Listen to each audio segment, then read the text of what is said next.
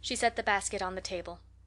"We hope that you will be happy," she added in a low voice, and moved toward the door.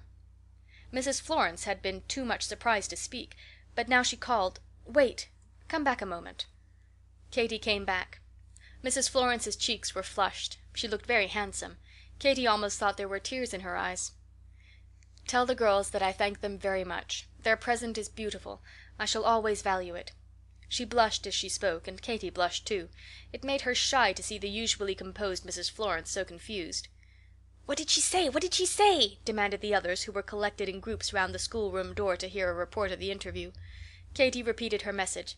Some of the girls were disappointed. "Is that all?" they said. "We thought you would stand up and make a speech." "Or a short poem," put in Rose Red. "A few stanzas thrown off on the spur of the moment, like this, for instance: "Thank you kindly for your basket, which I didn't mean to ask it, but I'll very gladly take it, and when 'tis full of cake it will frequently remind me of the girls I left behind me." There was a universal giggle, which brought Miss Jane out of the schoolroom. "Order!" she said, ringing the bell. "Young ladies, what are you about? Study hour has begun." "We're so sorry Mrs. Florence is going away," said some of the girls. "How did you know that she is going?" demanded Miss Jane sharply. Nobody answered. Next day Mrs. Florence left. Katy saw her go with a secret regret. "If only she would have said that she didn't believe I wrote that note," she told Clover. "I don't care what she believes. She's a stupid, unjust woman," replied independent little Clover. Mrs. Nipson was now in sole charge of the establishment. She had never tried school-keeping before, and had various pet plans and theories of her own, which she had only been waiting for Mrs. Florence's departure to put into practice. One of these was that the school was to dine 3 times a week on pudding and bread and butter. Mrs. Nipson had a theory, very convenient and economical for herself, but highly distasteful to her scholars, that it was injurious for young people to eat meat every day in hot weather. The puddings were made of batter, with a sprinkling of blackberries or raisins. Now, rising at 6 and studying 4 hours and a half on a light breakfast has a wonderful effect on the appetite, as all who have tried it will testify. The poor girls would go down to dinner as hungry as wolves, and eye the large, pale slices on their plates with a wrath and dismay which I cannot describe. Very thick the slices were, and there was plenty of thin sugared sauce to eat with them, and plenty of bread and butter. But somehow the whole was unsatisfying, and the hungry girls would go upstairs almost as ravenous as when they came down. The second table lights were always hanging over the balusters to receive them, and when to the demand, "What did you have for dinner?" "Pudding," was answered, a low groan would run from one to another, and a general gloom seemed to drop down and envelop the party.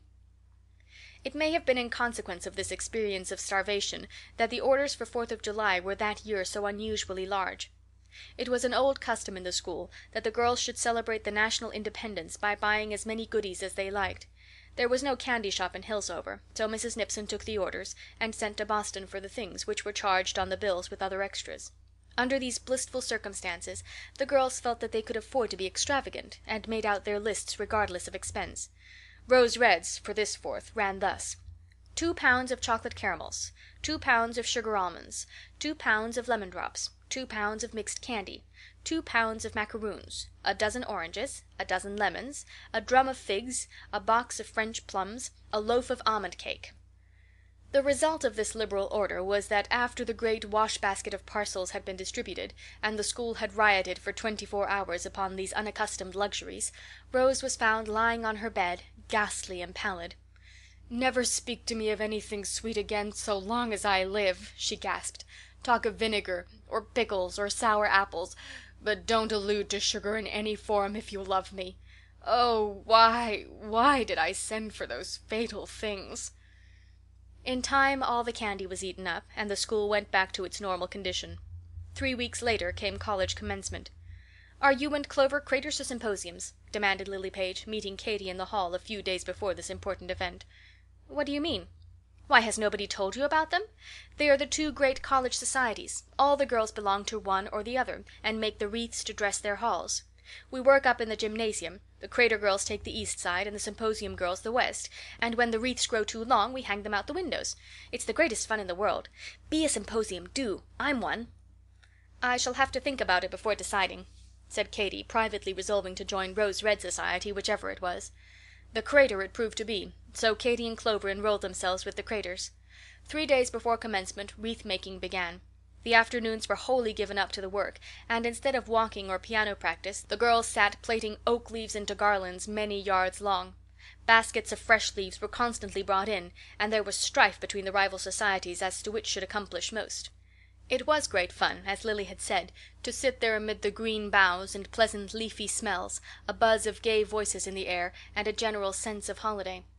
The gymnasium would have furnished many a pretty picture for an artist during those 3 afternoons, only, unfortunately, no artist was let in to see it. One day Rose Red, emptying a basket, lighted upon a white parcel hidden beneath the leaves. "Lemon drops!" she exclaimed, applying finger and thumb with all the dexterity of Jack Horner. "Here, Crater girls, here's something for you. Don't you pity the symposiums?" But next day a big package of peppermints appeared in the symposium basket, so neither society could boast advantage over the other. They were pretty nearly equal, too, in the quantity of wreath made, the Crater's measuring 900 yards and the symposium's 902. As for the halls, which they were taken over to see the evening before commencement, it was impossible to say which was most beautifully trimmed. Each faction preferred its own, and President Searles said that both did the young ladies credit. They all sat in the gallery of the church on commencement day and heard the speeches. It was very hot, and the speeches were not exactly interesting, being on such subjects as the influence of a republic on men of letters, and the abstract law of justice as applied to human affairs. But the music and the crowd and the spectacle of 600 ladies all fanning themselves at once were entertaining, and the girls would not have missed them for the world. Later in the day another diversion was afforded them by the throngs of pink and blue ladies and white-gloved gentlemen who passed the house on their way to the president's levee. But they were not allowed to enjoy this amusement long, for Miss Jane, suspecting what was going on, went from room to room and ordered everybody summarily off to bed. With the close of commencement day a deep sleep seemed to settle over Hillsover. Most of the professors' families went off to enjoy themselves at the mountains or the seaside, leaving their houses shut up. This gave the village a drowsy and deserted air. There were no boys playing balls on the common or swinging on the college fence, no look of life in the streets. The weather continued warm, the routine of study and exercise grew dull, and teachers and scholars alike were glad when the middle of September arrived, and with it the opening of autumn vacation. End of chapter 8.